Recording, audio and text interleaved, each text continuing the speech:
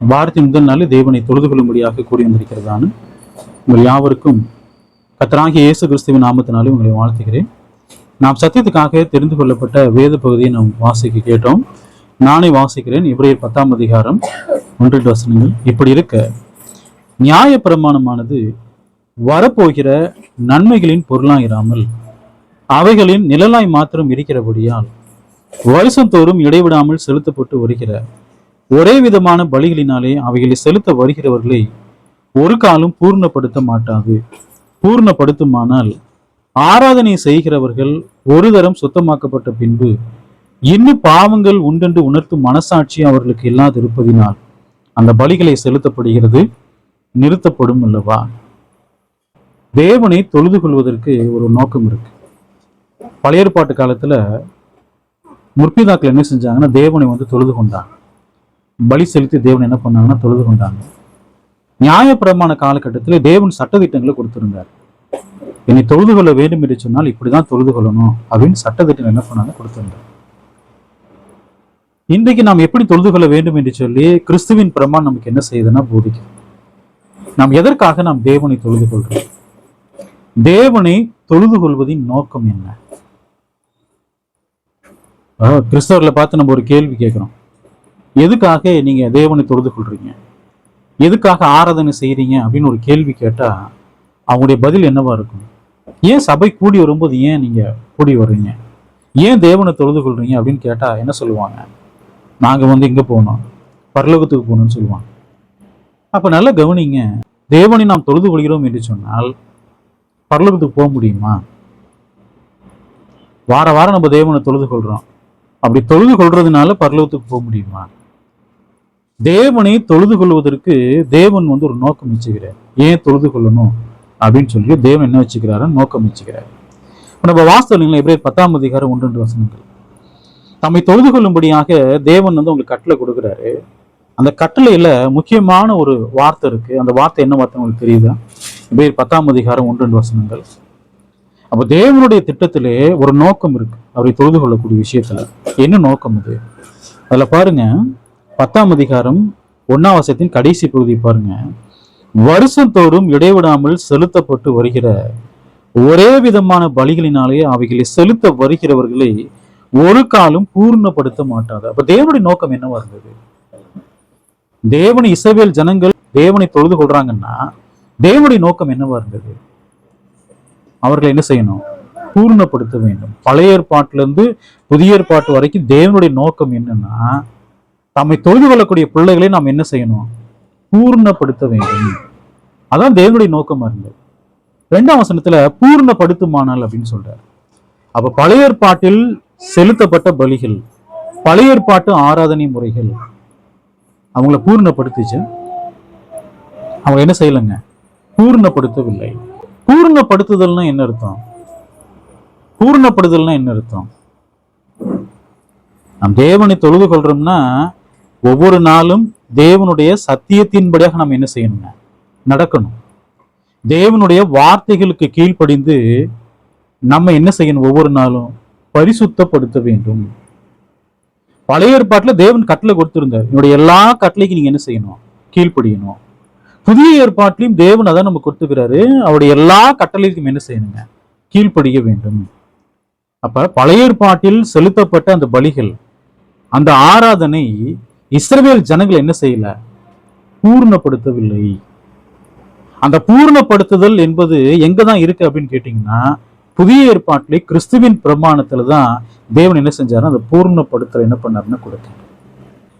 அப்போஸ்தலர் 17ஆம் அதிகாரம் 25 வசனம் பாருங்க. எல்லாருக்கும் ஜீவனையும் சுவாசத்தையும் சகலத்தையும் கொடுக்கிறவர் தமக்கு யாதொன்றும் தேவையானது போல மனுஷர் கைகளால் பணிவிடை கொள்கிறதும் இல்லை. தேவனை நாம் எதற்காக தொழுது கொள்ள வேண்டும்? நோக்கம் என்ன? முதல் நோக்கம் என்னங்க? தேவனை தொழுது கொள்றோம்னா முதல் நோக்கம் என்ன? தேவன் நமக்கு ஜீவனையும் சுவாசத்தையும் சகலத்தையுமே அவர் தான் கொடுக்கிறார். அதனாலதான் நாம் யாரை தொழுது கொள்ள வேண்டும்? தேவனை தொழுது கொள்ள வேண்டும். நம்முடைய பிள்ளைகள் கேட்கிறாங்க, நாம் ஏன் தேவனை தொழுது கொள்ளணும்? நாம் என்ன சொல்லணும் அவங்கள்ட்ட? அவர் நம்முடைய சிருஷ்டிகர், நம்மை சிருஷ்டித்தவரே அவர் தான். நமக்கு ஜீவனையும் சுவாசத்தையும் சகலத்தையும் என்ன பண்றாருங்க? அவர் தான் கொடுக்கிறார். ஆகையால் நாம் தேவனை என்ன செய்ய வேண்டும்? தொழுது கொள்ள வேண்டும். தேவனை தொழுது கொள்வதற்கு முதல் காரணம் என்னன்னா இதுதான். ரெண்டாவது காரணம் என்ன நம்ம பார்க்கும்போது, நம் தேவனை தொழுது கொள்கின்ற போது நாம் என்ன ஆக்கப்படணும்? பூர்ணர் ஆக்கப்பட வேண்டும். அதற்காக தான் நாம் யாரை தொழுது கொள்றோம்? தேவனை தொழுது கொள்றோம். ஆதியாகமம் 17ஆம் அதிகாரம் 1ஆம் வசனம் பாருங்க. ஆபிரகாம் 99 வயதான போது கர்த்தர் ஆபிரகாமுக்கு தரிசனமாகி, நான் சர்வ வல்லமையுள்ள தேவன், நீ எனக்கு முன்பாக நடந்து கொண்டு உத்தமனாயிரு. அப்ப இந்த பூரணம் அப்படிங்கிற வார்த்தை எப்படி பயன்படுத்தப்படுது? உத்தமன். அப்ப தேவனுடைய நோக்கம் என்ன? தேவன் தம்முடைய பிள்ளைகளை குறித்து தேவனுடைய நோக்கம் என்ன? தம்முடைய பிள்ளைகள் என்ன ஆகணும்? பூர்ணராக வேண்டும். ஆபிரகாம் சொல்றாரு, எனக்கு முன்பதாக நடந்து கொண்டு எப்படி இரு? பூரணமாயிரு. ஆபிரகாமா இருக்கட்டும், ஈசாக்கு, யாக்கோபு, யோசேப்பு, இவங்கெல்லாம் யாரு? எல்லாமே பூரண புருஷர்கள். தேவனுடைய எல்லா பிரமாணங்களுக்கும் கீழ்ப்படிந்து அவங்க நடந்ததுனால அவங்க எல்லாம் யாரா இருக்கிறாங்க? பூரண புருஷர்கள். தேவனுடைய பிரமாணத்தை நம்ம கேட்கிறோம், அவருடைய சட்டத்திட்டங்களை நம்ம கேட்கிறோம். அந்த சட்டத்திட்டங்களுக்கு நாம் கீழ்ப்படியவில்லை என்று சொன்னால் பூர்ணர் ஆக முடியுமா? ஆக முடியாது. நான் பரலோகத்துக்கு போக வேண்டும் என்று சொன்னால், நித்திய ஜீவனை பெற வேண்டும் என்று சொன்னால், தேவனுடைய எல்லா சட்டத்திட்டங்களுக்கு என்ன செய்யணுங்க? கீழ்ப்படியணும். ஒன்றிலே தவறினால் எல்லாவற்றிலும் எப்படிதான் இருப்பான்? குற்றவாளிங்கிற. நாம் தேவனுடைய எல்லா பிரமாணங்களுக்கும் கீழ்ப்படிய முயற்சி பண்றோம். 100 பிரமாணத்துக்கு 10 பிரமாணத்துக்கு கீழ்ப்படியில நித்திய ஜீவனை பெற முடியுமா? பூர்ணம்னு அர்த்தம் என்ன? பூர்ணமான அன்பு. பூர்ணத்துக்கு இன்னொரு அர்த்தம் என்னன்னா, கிறிஸ்துவின் இருதயத்தை போல் நம்முடைய இருதயம் இருப்பது. அதான் பூர்ணம். இயேசு கிறிஸ்து இந்த பூமியில் எப்படி இருந்தார்? சிலுவையின் மரண பரியந்தம் பிதாவுக்கு என்ன பண்ணாருங்க? கீழ்ப்படிந்தார். தேவனுடைய எல்லா பிரமாணங்களுக்கும் கீழ்ப்படிந்ததுனால, பட்ட பாடுகளினால அவர் என்ன ஆனாரு? பூரணர். அப்ப நாமும் என்ன ஆகணும்? பூர்ணராகும். இயேசு கிறிஸ்து எப்படி பூர்ண அன்பு உடையவராக இருந்தாரோ அதே அன்புடையவராக இருக்க வேண்டும் என்றுதான் வேத வாக்கியம் நமக்கு என்ன செய்யப்பட்டிருக்கு? கொடுக்கப்பட்டிருக்கு. 1 யோவான் புஸ்தகம் 2ஆம் அதிகாரம் 3ல இருந்து 5 வரைக்கும் பாருங்க. அவருடைய கற்பனைகளை நாம் கை கொள்ளுகிறோமானால் அவரை அறிந்திருக்கிறோம் என்பதை அதனால் அறிவோம். இந்த வசனத்தில் சொல்லப்பட்டதை போல நான் தேவனை எப்படி அறிய முடியும்? அந்த பகுதியில் பாருங்க, அவருடைய கற்பனைகளை நாம் கை கொள்ளுகிறோமானால், தேவனுடைய கற்பனைகளை நாம் கை கொண்டாதான் நாம் யாரை அறிஞ்சிருக்கிறோம்? தேவனை அறிந்திருக்கிறோம். சரி, தேவனுடைய கற்பனைகளை நான் கை கொள்ளவே இல்லை, தேவனை அறிஞ்சுக்கிறேன்னு அவர் மாயமாலமான கிறிஸ்தவனத்தான் இருப்பான். 4ஆம் வசனம் பாருங்க. அவரை அறிந்திருக்கிறேன் என்று சொல்லியும் அவருடைய கற்பனைகளை கை கொள்ளாதவன் பொய்யனா இருக்கிறான், அவனுக்குள் சத்தியம் இல்லை. நிறைய ஊழியக்காரங்க சொல்றாங்க, தேவனுடைய எல்லா பிரமாணங்களுக்கு கீழ்ப்படிய வேண்டிய அவசியமே இல்லை அப்படின்றான். எல்லா பிரமாணத்துக்கு கீழ்ப்படிய முடியாதுன்னு சொல்றாங்க. அவர் என்ன சொல்றாரு? அவரை அறிந்திருக்கிறேன் என்று சொல்லியும் அவருடைய கற்பனைகளை கை கொள்ளாதவன். அவருடைய கற்பனைகள் சொல்லும் பொழுது எல்லா கற்பனையும் சேர்த்து சொல்றாரா அல்லது சில கற்பனைகளை மாத்திர சொல்றாரா?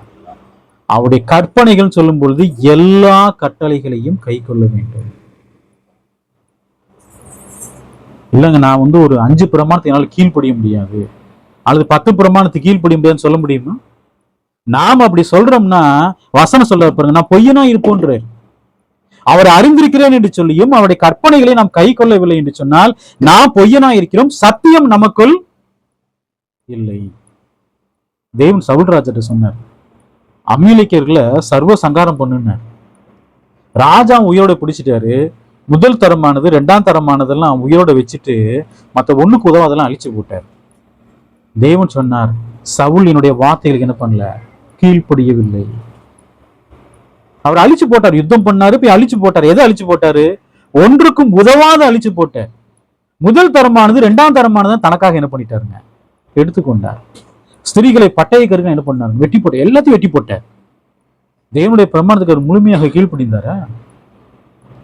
அப்ப தேவன் எப்படிப்பட்ட கீழ்ப்படிதலை விரும்புறாரு? முழுமையான கீழ்ப்படிதல். அவருடைய எல்லா கற்பனைகளுக்கும் நாம் கீழ்ப்படிக்கின்ற போதுதான் தேவன் சொல்லுவாரு, அவன் யாரு? நீதிமான். எல்லா கற்பனைக்கும் அவன் என்ன செய்யறான்? கீழ்ப்படியான். 1 யோவான் 2:5 பாருங்க. அவருடைய வசனத்தை கை கொள்ளுமிடத்தில் தேவ அன்பு மெய்யாக பூரணப்பட்டிருக்கும், நாம் அவருக்குள் இருக்கிறோம் என்பதை அதனால் அறிந்திருக்கிறோம். பூரணம் என்றால் அர்த்தம் என்ன? தேவனுடைய இருதயம் எப்படி இருக்கிறதோ, இயேசு கிறிஸ்துவின் இருதயம் எப்படி இருக்கிறதோ, அதே போல் நம்முடைய இருதயம் அப்படி இருக்கும்போது நாம் எப்படி இருப்போம்? பூரண அன்புடையவங்களா இருப்போம். பரலோகத்துல தேவன் எப்படி இருக்கிறாரு? அவர் பரிசுத்தம் உள்ளவராக இருக்கிறார். இயேசு கிறிஸ்து எப்படி இருக்கிறாரு? பரிசுத்தம் உள்ளவராக இருக்கிறார். நாமும் தேவனை போல் இருக்கும்போது நாமும் எப்படி இருப்போம்? பரிசுத்தம் உள்ளவர்களாக நாம் இருப்போம். இயேசு கிறிஸ்து தேவனுடைய எல்லா கட்டளைகளும் கீழ்ப்படிந்து தன்னை பரிசுத்தப்படுத்தினார். நாமும் என்ன செய்யணும்? தேவனுடைய எல்லா கட்டளைகளுக்கும் கீழ்ப்படிந்து நம்ம என்ன செய்யணும்? பரிசுத்தப்படுத்த வேண்டும். அப்ப இயேசு கிறிஸ்து எப்படி இருக்கிறாரோ அதே போல் நாம் இருக்கும் பொழுது நாம் எப்படி இருப்போம்? பூரண அன்புடையவங்களாக இருப்போம். ஆதியாகமம் 4ஆம் அதிகாரம் 4ஆம் வசனம் பாருங்க. ஆபேலும் தன் மந்தையின் தலையீற்றுகளிலும் அவைகளில் கொழுமையானவைகளிலும் சிலவற்றை கொண்டு வந்தான். ஆபேலையும் அவன் காணிக்கையும் கர்த்தர் அங்கீகரித்தார். இஸ்ரவேல் ஜனங்கள் பலி செலுத்தினாங்க. பழைய ஏற்பாட்டு பரிசுத்தவான்கள் என்ன செஞ்சாங்கன்னா பலி செலுத்தினாங்க. பலி செலுத்துவதின் நோக்கம் என்ன? தேவன் எப்படிப்பட்ட பலியை விரும்புறார்? தேவனுடைய சமூகத்துக்கு ஒரு பலி கொண்டு போகப்படும் என்றால் அந்த பலி எப்படிப்பட்ட பலியா இருக்கணும்? நல்லா யோசனை பண்ணி பாருங்க. தேவாலயத்துல பலி செலுத்த கொண்டு போவாங்க இல்லைங்களா? அந்த பலி செலுத்த கொண்டு போகக்கூடிய அந்த ஆடாவது மாடாவது புறா குஞ்சுகளாவது எப்படி இருக்கணும்? ஒரு பழுதும் இல்லாம இருக்கணும். பழுதுள்ள ஒன்றை தேவனுக்கு செலுத்தினா அது ஏத்துக்குவாரு? ஏத்துக்க மாட்டார். இந்த வசனத்துல பாருங்க, ஆபேலின் காணிக்கையை கர்த்தர் ஏன் அங்கீகரித்தார்? ஆபேல் ஏற்கனவே தேவனுடைய வார்த்தையின்படியாக நடக்கிறாரு. தேவனுக்குரியதை உயர்வா என்ன செய்யறாருன்னா மதிக்கிறார். தொழுது கொள்ளுதல்னு அர்த்தம் என்ன? தேவனுக்குரியதை உயர்வாக மதிப்பது. அப்ப தேவனுக்குரியதை உயர்வாக மதிப்பது அப்படின்னு சொல்லும் பொழுது ஆபேல் தன்னுடைய மந்தையில தலையீற்றுகள்ல கொழுமையானதை கர்த்தருக்காக என்ன செஞ்சாருங்க? கொண்டு வந்தார். அப்ப அவருடைய இருதயம் எப்படிப்பட்ட இருதயமா இருந்தது? தேவனுக்கு ஒண்ணு செலுத்துறோம்னா அது எப்படி இருக்கணும்? அது சுத்தம் உள்ளதாக, பரிசுத்தம் உள்ளதாக, எந்த பழுதும் இல்லாமல் அது கொழுமையானதாக இருக்க வேண்டும். அப்ப செலுத்தினது போது தேவன் ஏற்றுக்கொண்டாரா? தேவன் என்ன செஞ்சாருங்க? ஏற்றுக்கொண்டார். காரணம் என்ன? ஆபேலும் நீதிமான். அவர் செலுத்தின காணிக்கை எப்படிப்பட்ட காணிக்கையா இருந்தது? கொழுமையானது. அதுல எந்த பழுதுமே கிடையாது. காயின் பலி செலுத்துறாரு, அவர் காய்கறியில கொண்டு வரட்டும். ஆனால் அவர் எப்படிப்பட்டவராக இருந்தாரு? காயின் துன்மார்க்கனா இருந்தார், பொல்லாங்கனுடைய பிள்ளையா இருந்தார். தேவன் எப்படி அங்கீகரிப்பாரு? காணிக்கை வச்சு அங்கீகரிக்கிறாரா அல்லது ஆபேல் காயினை வைத்து அங்கீகரிக்கிறாரா? எதை வச்சு அவங்களை அங்கீகரிக்கிறாரு? காயின் ஆபேலை வைத்துதான் அவங்களுடைய காணிக்கை என்ன செய்யறாரு? அங்கீகரிக்கிறார், புறக்கணிக்கிறார். அப்ப ஆபேலின் இருதயம் தேவனுக்கு முன்பதாக உத்தமமா இருந்தது. அவர் நீதி உள்ளவராக வாழ்ந்தார். அதனாலதான் தேவன் சொன்னார் அவர் யாரு? நீதிமான் அப்படின்னு சொன்னார். ஆதியாகமம் 8ஆம் அதிகாரம் 20ஆம் வசனம் பாருங்க. அப்பொழுது நோவா கர்த்தருக்கு ஒரு பலிபீடம் கட்டி சுத்தமான சகல மிருகங்களிலும் சுத்தமான சகல பறவைகளிலும் சிலவற்றை தெரிந்து கொண்டு அவைகளை பலிபீடத்தின் மேல் தகன பலியாக பலியிட்டார். நோவா பலி செலுத்துறாரு இல்லைங்களா? இப்ப எதை பலி செலுத்துறாரு? எப்படிப்பட்டதை பலி செலுத்துறாரு? சுத்தமான, அதாவது பரிசுத்தமான சகல மிருகங்களிலும் சுத்தமான மிருகம். அப்படி என்ன அர்த்தம்? அந்த மிருகத்துல எந்த பழுதுமே இருக்காது. அப்ப தேவனிடத்துல எது ஒன்றும் கிட்டி சேரும் போது அது எப்படிதான் இருக்கணும்? பழுது இல்லாமல் அது பரிசுத்தமாக இருக்க வேண்டும். அப்பதான் தேவன் என்ன செய்வாருங்க? அங்கீகரிப்பார். அசுத்தத்தோடு ஒரு பலி செலுத்துறாங்கன்னா தேவன் அங்கீகரிப்பாரு? அங்கீகரிக்க மாட்டார். அப்போ நோவா பலி செலுத்தின போது சுத்தமான சகல மிருகங்களிலும் சுத்தமான சகல பறவைகளிலும் சிலவற்றை தெரிந்து கொண்டு பலி செலுத்துறாரு. தேவன் அதை சுகந்த வாசனை என்ன செய்யறாருங்க, ஏற்றுக்கொள்றாரு. அப்ப தேவனிடத்திலே கிட்டி சேரக்கூடிய எது ஒன்றும் எப்படி இருக்கணும், பரிசுத்தமா இருக்கணும். இல்லைங்களா? லேவியராகமம் 22ஆம் அதிகாரம் 20ஆம் வசனம் பாருங்க. பழுதுள்ள ஒன்றையும் செலுத்த வேண்டாம், அது உங்கள் நிமித்தம் அங்கீகரிக்கப்படுவதில்லை. இப்ப இஸ்ரவேல் ஜனங்கள் பழுதுள்ள ஒண்ணு கொடுக்குறாங்கன்னு வச்சுக்கோங்களேன், அவங்க எப்படிப்பட்டவங்களா இருப்பாங்க? அவரே சொல்ல பாருங்க, பழுதுள்ள ஒன்றையும் செலுத்த வேண்டாம், அது உங்கள் நிமித்தம். ஏன் பழுதுள்ள பலி செலுத்தினா தேவன் அங்கீகரிக்க கூடாதா? தேவன் என்ன நோக்கத்திற்காக பழுதுள்ள ஒன்னை கொடுக்க வேணான்றாரு? யார் நிமித்தமாக? இஸ்ரவேலர்கள் நிமித்தமாக. அவங்க என்ன பலி செலுத்துறாங்களோ அவங்களுடைய பலியை வைத்து அவங்க இறுதியத்தை தேவன் என்ன செய்யறாங்க பாக்குறாரு. அப்ப தேவனுக்கு பழுதான ஒண்ணு கொடுக்குறாங்கன்னா அவங்க இறுதியம் எப்படிப்பட்ட இறுதியமா இருக்கும்? தேவனுக்குரியதை உயர்வா மதிக்கிறாங்களா? இல்ல. அப்ப பழுதில்லாத ஒண்ணுதான் என்ன செய்யணுங்க, பலி செலுத்தணும். 21ஆம் வசனம் பாருங்க, அந்த கடைசி பகுதியை பாருங்க. அது அங்கீகரிக்கும்படி ஒரு பழுதும் இல்லாமல் உத்தமமாய் இருக்க வேண்டும். அது எப்படி இருக்கணுமா? உத்தமனா என்ன அர்த்தம்? பூரணமானதாக இருக்க வேண்டும். அப்ப பலி செலுத்துறதா இருந்தா கூட எப்படிப்பட்டதான் பலி செலுத்தணும்? எந்த பழுதும் இல்லாத ஒன்றை தான் பலி செலுத்தணும். தேவன் அதான் என்ன செய்வாருங்க, அங்கீகரிப்பார். ஏன் இதை தொடர்ந்து இந்த பாடத்தை கொண்டு வந்துட்டே இருக்கிறாரு?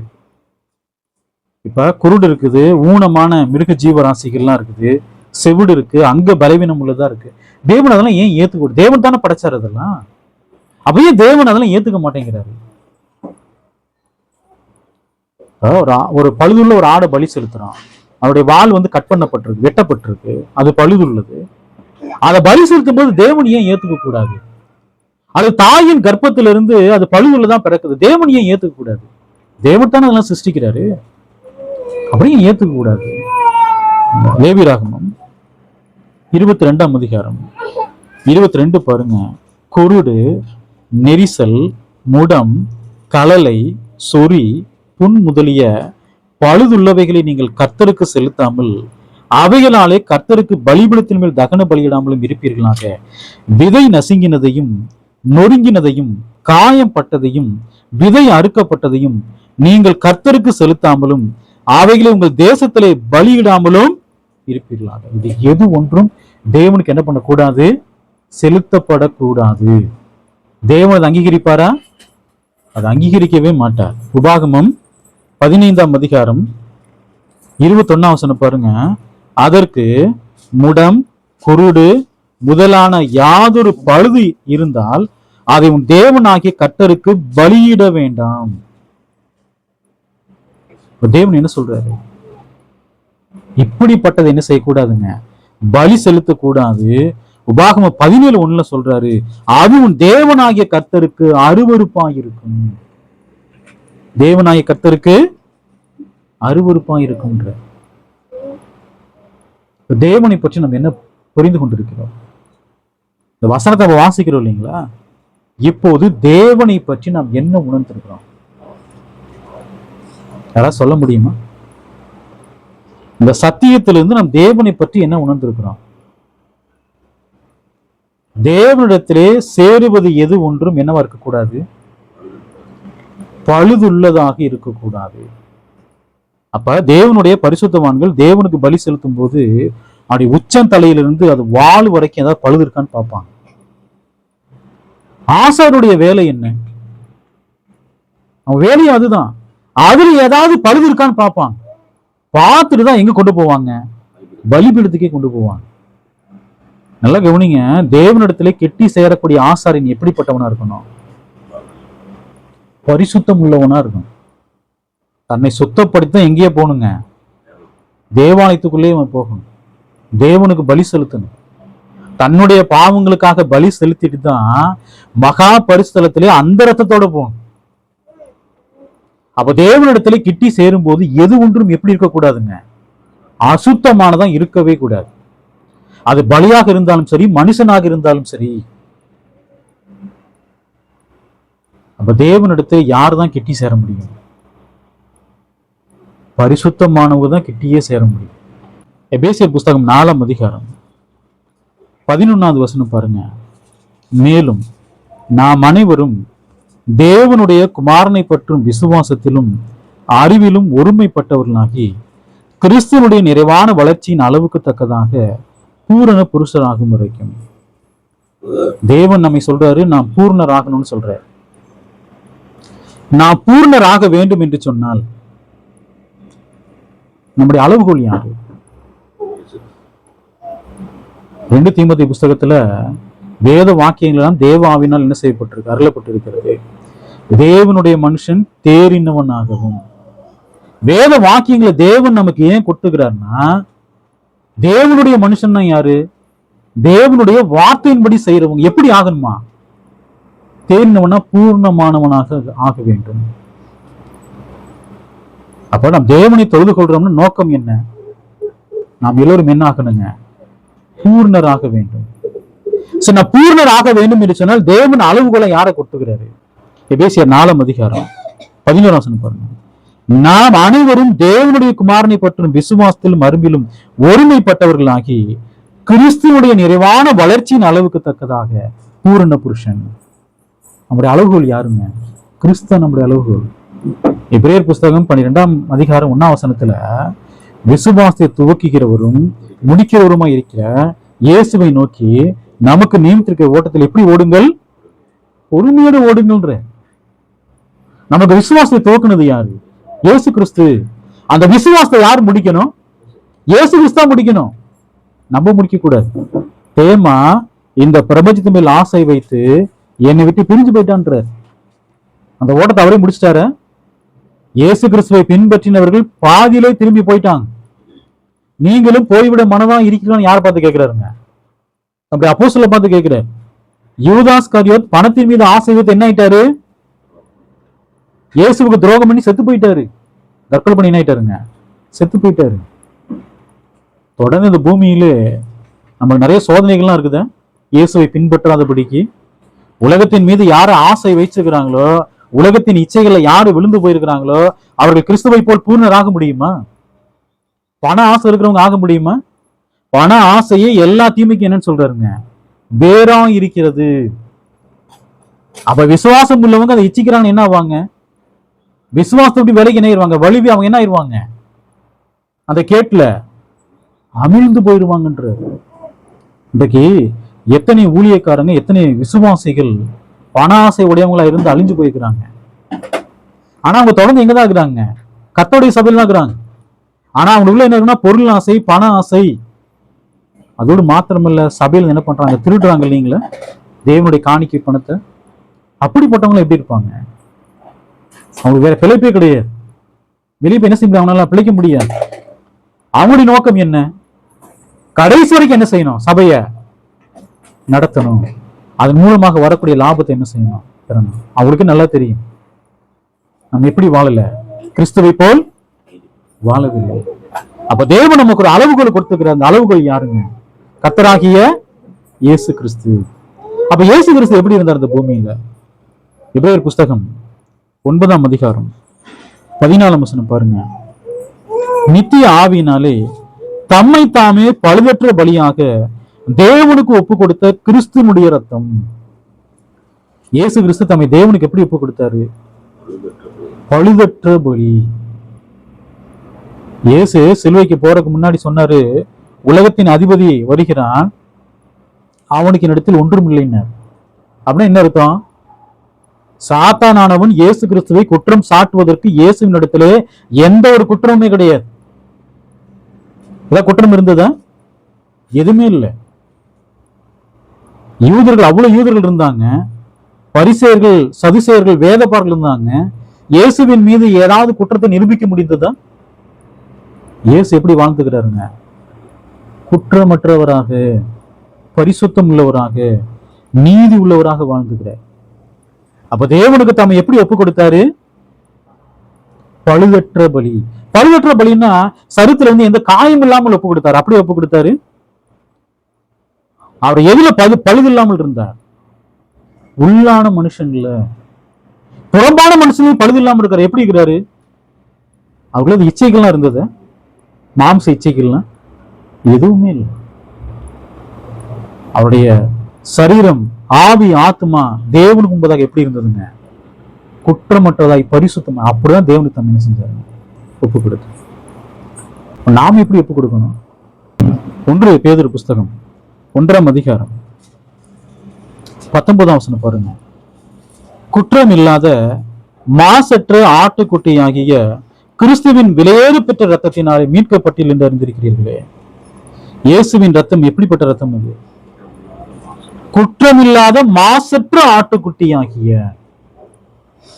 அப்ப தேவன் அந்த பலியை ஏற்றுக்கொள்ள வேண்டும் என்று சொன்னால் இயேசு எப்படி வாழ்ந்தாங்க இந்த பூமியில? இயேசு தம்மை ஜீவ பலியை ஒப்பு கொடுக்கிறாரு. அப்ப அந்த பலியை தேவன் ஏற்றுக்கொள்ள வேண்டும் என்று சொன்னால், பிதாவாகிய தேவன் ஏற்றுக்கொள்ள வேண்டும் என்று சொன்னால் இயேசு கிறிஸ்து எப்படி வாழணுங்க? பரிசுத்தம் உள்ளவரா வாழணும். சிலுவையில் ஒப்பு கொடுத்த போது வசனம் சொல்லுது, சிலுவையின் மரண பரியந்தம் அவர் தேவனுக்கு கீழ்ப்படிந்தவராகி. எப்படி ஒப்பு கொடுத்தார் தம்மை? பழுதற்ற. அதனாலதான் தேவன் அவரை என்ன செஞ்சாருங்க? அங்கீகரித்தார். தம்முடைய சொந்த ரத்தத்தினாலே பரலோகத்தில் பிரவேசித்து நித்திய மீட்பை உண்டு பண்ணினார். அந்த சொந்த ரத்தம் என்பது என்ன? இயேசு கிறிஸ்துவின் கீழ்ப்படிதல். மரண பரியந்தம் கீழ்ப்படிஞ்சுக்கிறார். தேவனுடைய எல்லா பிரமாணங்களுக்கு என்ன பண்ணிக்கிறாருங்க? கீழ்ப்படிஞ்சிருக்கிறார். அப்ப கர்த்தருடைய பந்தியில நாம் பங்கு பெறுகின்ற பொழுது நாம் எது நமக்கு ஞாபகத்துக்கு வரணும்? கிறிஸ்துவினுடைய கீழ்ப்படிதல். எது வரைக்கும் நம்ம கீழ்ப்படியணும்? மரண பரியந்தம். அப்ப தேவனிடத்துல கெட்டி சேர வேண்டும் என்று சொன்னால் அது பலியாக இருந்தாலும் மனுஷனாக இருந்தாலும் அவங்க எப்படி இருக்கணுங்க? பரிசுத்தம் உள்ளவங்களா இருக்கணும். எந்த பழுது இல்லாம இருக்கணும். அதாவது வார வாரம் சபைக்கு வந்தா போதுங்க, பரலோகத்துக்கு போயிடலாம்னு நினைக்கிறாங்க. ஏங்க, நான் ஒரு பொய்யனா இருக்கிறேன், நான் ஒரு திருடனா இருக்கிறேன், என்ன எப்படி நீ பரலோகத்துக்கு கொண்டு போவாரு? நான் வார வாரம் சபைக்கு வரேன், நான் பிரசங்கம் பண்றேன், நான் ஒரு திருடனாக இருக்கிறேன், நான் ஒரு கொள்ளையடிக்கக்கூடியவனாக இருக்கிறேன், பணத்தாசை பிடிச்சவனாக இருக்கிறேன், ஐஸ்வர்யம் உடையவனா இருக்கிறேன், ஐஸ்வர்யத்தை விரும்பக்கூடியவனா இருக்கிறேன், தேவனை பரலோகத்துக்கு கொண்டு போயிருவாரு? அசுத்தமானது பக்கத்துல என்ன செய்ய முடியாதுங்க. தேவன் எதெல்லாம் அசுத்தம் சொல்றாரோ அதை நாமும் எப்படிதான் எண்ணணும்? அசுத்தமா தான் எண்ணணும். அதை விட்டு விலைக்கு என்ன செய்யணுங்க? நம்ம ஓடணும். ரோமர் புஸ்தகம் 12ஆம் அதிகாரம் 1ஆம் வசனம் பாருங்க. அப்படி இருக்க சகோதரி, நீங்கள் உங்கள் சரீரங்களை பரிசுத்தமும் தேவனுக்கு பிரியமுமான ஜீவ பலியாக ஒப்பு கொடுக்க வேண்டும் என்று தேவனுடைய இரக்கங்களை முன்னிட்டு உங்களை வேண்டிக் கொள்கிறேன். இதுவே நீங்கள் செய்யத்தக்க புத்தியுள்ள ஆராதனை. தேவனுக்கு நம்ம எப்படி ஒப்பு கொடுக்கணும்? வசனத்துல பரிசுத்தமும் தேவனுக்கு பிரியமான ஜீவ பலி. பழைய ஏற்பாட்டுல பலி செலுத்தினாங்க. எப்படிதான் பலி செலுத்தினாங்க? அந்த பலி எப்படிதான் செலுத்தினாங்க? அந்த பலியில எந்த குறையுமே இருக்கக்கூடாது. அது பரிசுத்தமான பலியா இருக்கணும். புதிய ஏற்பாட்டிலே பலி யாரு? இயேசு கிறிஸ்து பலியா இருக்கிறாரு. தன்னையே ஜீவ பலியாக ஒப்பு கொடுத்துக்கிறாரு. நாமும் என்ன செய்யணுங்க? ஜீவ பலியாக ஒப்பு கொடுக்கணும். எப்படி ஒப்பு கொடுக்கணுமா? பரிசுத்தமும் தேவனுக்கு பிரியமுமான ஜீவ பலி. அவ்வளவு ஒப்பு கொடுக்கணும். இந்த பலியை தான் தேவன் என்ன செய்வாரு? அங்கீகரிப்பார். நாம் ஞானஸ்நானம் எடுக்கும்போது நம்ம முடிவு பண்ணிக்கொள்ளீங்களா? நான் எனக்காக வாழாமல் யாருக்காக வாழ்வேன்? கிறிஸ்துவுக்காக வாழ்வேன். ஒரு காலகட்டத்திலே என் மாம்சமும் மனசும் விரும்பினவையும் நான் செஞ்சுட்டு இருந்தேன். அப்ப ஞானஸ்நானத்துக்கு முன்னாடி முடிவு பண்ணேன். என்ன முடிவு பண்ணேன்? நான் ஞானஸ்நானம் எடுக்க போறேன். இனி எனக்காக நான் வாழ மாட்டேன். யாருக்காக வாழ போறேன்? எனக்காக மரித்து உயிர் தெழுந்த கிறிஸ்துவுக்காக என்ன செய்ய போறேன்? வாழ போகிறேன். ஜீவ பலியாக நம்ம என்ன செய்யணுங்க? பரிசுத்தமான ஜீவ பலியாக ஒப்பு கொடுக்க வேண்டும். இந்த பலியை தான் தேவன் என்ன செய்வாரு? அங்கீகரிப்பார். எபிரேயர் புஸ்தகம் 10ஆம் அதிகாரம் 2ஆம் வசனம் பாருங்க. பூர்ணப்படுத்துமானால் ஆராதனை செய்கிறவர்கள் ஒரு தரம் சுத்தமாக்கப்பட்ட பின்பு இன்னும் பாவங்கள் உண்டென்று உணர்த்தும் மனசாட்சி அவர்களுக்கு இல்லாதிருப்பதினால் அந்த பலிகளை செலுத்தப்படுவது நிறுத்தப்படும் அல்லவா? இந்த பலி செலுத்துவதின் நோக்கம் என்ன? பலி எப்படி பூர்ணமா இருக்கோ உத்தமமா இருக்கோ அதே போல நாமும் எப்படி ஒப்பு கொடுக்கணும்? தேவனுக்கு ஆராதனை செய்கின்ற பொழுது இந்த பூமியில் எப்படி வாழணும்? பரிசுத்தமும் ஜீவ பலியாக வாழ வேண்டும். நம்ம ஆராதனை செய்வதின் நோக்கம் என்ன? தேவனை தொழுது கொள்வதின் நோக்கம் என்ன? நாம் எல்லோரும் கிறிஸ்து இயேசுவை போல் என்ன ஆகணுங்க? பூர்ணராக வேண்டும். அதுக்காக தான் நாம் தேவனை என்ன செய்யறோம்? தொழுது கொள்றோம். இன்றைக்கு நிறைய பேர் சொல்றாங்க, கர்த்தருடைய பந்தி எடுத்தா போதும் நித்திய ஜீவன் கிடைக்குன்னு சொல்றாங்க. கர்த்தருடைய பந்தி எடுத்தால் நித்திய ஜீவன் கிடைக்குமா? அபாத்திரமாய் போஜனபானம் பண்ணினால் நமக்கு என்னதான் கிடைக்கும்? அதிக ஆக்கினின்றார், அதிக ஆக்கினை அடைவோன்றார். கர்த்தருடைய பந்தியோட எப்படிதான் எடுக்கணுங்க? நம்மை நாமே நிதானித்து சோதித்தறிந்து எடுக்க வேண்டும். ஒர்ஷிப்ல கலந்துக்கிறதுனால, தேவனை தொழுது கொள்றதுனால நம்ம எங்க போக முடியாது? பரலோகத்துலாம் போக முடியாது. கிறிஸ்துவை போல் யார் பூர்ணராக தேவனுடைய எல்லா பிரமாணங்களுக்கும் கீழ்ப்படிந்து வாழ்றாங்களோ, யார் பரிசுத்தம் உள்ளவங்களா இருக்கிறாங்களோ, அவர்கள் தான் தேவனத்தை என்ன செய்ய முடியும்? கிட்டியே சேர முடியும். பழைய ஏற்பாட்டுல கிருபாசன தண்டைன்றது மகா பரிசுத்தலத்துல, அந்த கிருபாசன தண்டையில போறதுக்கு, அந்த மகா பரிசுத்தலத்துல ஆராதனை செய்யற போறதுக்கு வருஷத்துல ஒரு தடவை தான் போவாங்க. அந்த ஒரு தடவை போகும்போது எல்லா ஆசாரியர்களும் வெளியே வந்துருவாங்க. ஒரே ஒரு ஆசாரியர் இருப்பாரு, அவர் தான் யாருங்க? பிரதான ஆசாரியன். முதல்ல தன்னுடைய பாவங்களுக்காக என்ன செய்வாருங்க? பலி செலுத்துவார். முதல்ல தண்ணி வந்து சுத்திகரிச்சுக்குவாரு, குளிச்சு சுத்தமாயிருவாரு. ஏபோத்தை வந்து என்ன பண்ணிக்குவாரு? ஏபோத் வஸ்திரத்தை தரிச்சுக்குவாரு. தனக்காக தன்னுடைய பாவங்களுக்காக என்ன செய்வாருங்க? பலி செலுத்துவாரு. எல்லா ஜனனுடைய பாவங்களுக்கு என்ன செய்வாருங்க? பலி செலுத்துவாரு. அந்த ரத்தத்தை எடுத்துட்டு எங்க போவாரு? மகா பரிசுத்தலத்துக்கு போவார். அங்க போய் இந்த ரத்தம் என்ன செய்வாரு? தெளிப்பு. அப்ப மகா பரிசுத்தல போகும்போது எப்படிதான் போக முடியும்? பரிசுத்தத்தோட தான் உள்ளே போக முடியும். இடுப்புல வந்து பாத்தீங்கன்னா கயிறு கட்டியிருப்பாங்க ஆசாரியர்களுக்கு. அவங்க வஸ்திரத்துல பாத்தீங்கன்னா, ஏபோத்துல பாத்தீங்கன்னா கீழே மணிக்கெல்லாம் தொங்கிட்டு இருக்கும். அந்த கயிறு எங்க இருக்குன்னா, பரிசுத்தலத்துல இருக்கு. ஒரு மகா பரிசுத்தலத்துல போய் ஆராதனை பண்ணிட்டு இருப்பார். அந்த கயிறு எங்க இருக்குங்க? பரிசுத்தலத்துக்கு வெளியே இருக்கும். மகா பரிசுத்தலத்துக்கு வெளியே இருக்கும், பரிசுத்தலத்துல இருக்கும். உள்ள ஒரு வேளை தேவன் அடிச்சு போட்டான்னு வச்சுக்கோங்க, உள்ள போய் என்ன செய்ய முடியாதுங்க? யாரையுமே தூக்கிட்டுலாம் வரக்கூடாது. அந்த கயிறை பிடிச்சி அப்படி என்ன பண்ணிடுவாங்க? வெளியே. அப்ப தேவனிடத்துல கிட்டி சேரும் பொழுது எந்த அளவுக்கு பரிசுத்தமா இருக்கணும் பாருங்க. பரலோகத்துக்கு நம்ம போகணும்னா, தேவன் வாசம் செய்யக்கூடிய மகா பரிசுத்தலத்துக்கு நம்ம போகணும்னா எந்த அளவுக்கு நம்ம பரிசுத்தமா இருக்கணும்? அசுத்தமானதொன்றும் அங்கே பிரவேசிப்பதில்லைன்னு வெளிப்பத்துல சொல்றேன். நான் உலகத்தினுடைய எல்லா பாவத்தையும் செஞ்சுட்டு நான் பரலோகத்துக்கு போவேன் நம்பலாமா? தேவனுடைய பாதி பிரமாணத்துக்கு கீழ்ப்படியும், பாதி பிரமாணத்துக்கு கீழ்ப்படியில பரலோகத்துல தேவன் ஏத்துக்குவாரா? நான் பொய் பேசக்கூடியவனா இருக்கேன், தேவன் ஏத்துக்குவாரா? பொய்யர் அனைவரும் இரண்டாம் மரணமாகிய அக்னி கடலிலே பங்கடைவார்கள். தேவன் தான் சொல்றேன். ஏசாயா புஸ்தகம் 29ஆம் அதிகாரம் 13 வசனம் பாருங்க. இந்த ஜனங்கள் தங்கள் வாயினால் என்னிடத்தில் சேர்ந்து தங்கள் உதடுகளினால் என்னை கனம் பண்ணுகிறார்கள். அவர்கள் இருதயமும் எனக்கு தூரமாய் விலகி இருக்கிறது. அவர்கள் எனக்கு பயப்படுகிற பயம் மனுஷரால் போதிக்கப்பட்ட கற்பனையா இருக்கிறது. ஊழியக்காரவங்க விசுவாசிகளை மிரட்டுவாங்க. இன்னைக்கு ஏன் ஆராதனைக்கு வரல? இன்னைக்கு ஏன் தேவனை தொழுதுகொள்ள வரல? ஏன் சபை கூடிய போது ஏன் வரல? இப்படி வராம போன தேவன் என்ன பண்ணிடுவார்? உன்னைய அடிச்சு போட்டுருவாரு. நீ காணிக்கக்குள்ள தேவன் என்ன செஞ்சிருவாரு? அடிச்சு போட்டுருவாரு. பாருங்க, மிரட்டி மிரட்டி கர்த்தருடைய சபையில் கொண்டு உட்கார வைக்கிறான். அது எப்படிப்பட்ட ஆராதனையா இருக்கும்? வீணான ஆராதனை.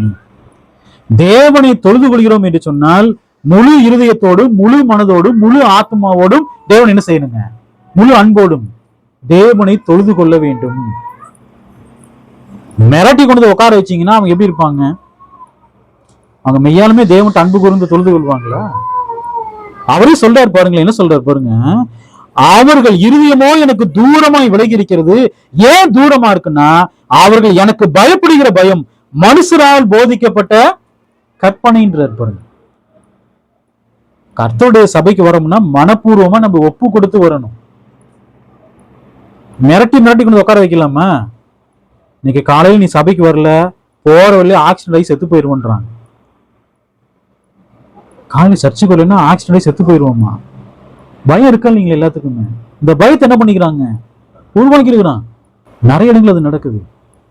காலையில ஆராதனைக்கு வராம வேலைக்கு போனேன்னா கையின் பிரயாச தேவன் ஆசீர்வதிக்க மாட்டார், அழிச்சு போட்டுருவாருன்றார். பாருங்க, பாருங்க, இதுக்கு பயந்துகிட்டு அவங்க எங்க வர்றாங்க? புதிய ஏற்பாட்டிலே சாபம் என்ற வார்த்தை இருக்கிறதா? சபிக்கணும் அப்படின்னு. உங்களை சபிக்கிறவர்களை ஆசீர்வதியுங்கள்.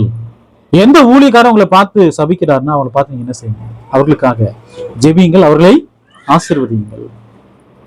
ஊழியக்காரன் சபிக்கிறானா ஆசீர்வதிங்க. என கிறிஸ்துவின் பிரமாணம் தான் நமக்கு சொல்லுது. எந்த சகோதரனாவது உங்களை சபித்தா நீங்க என்ன செய்யுங்க?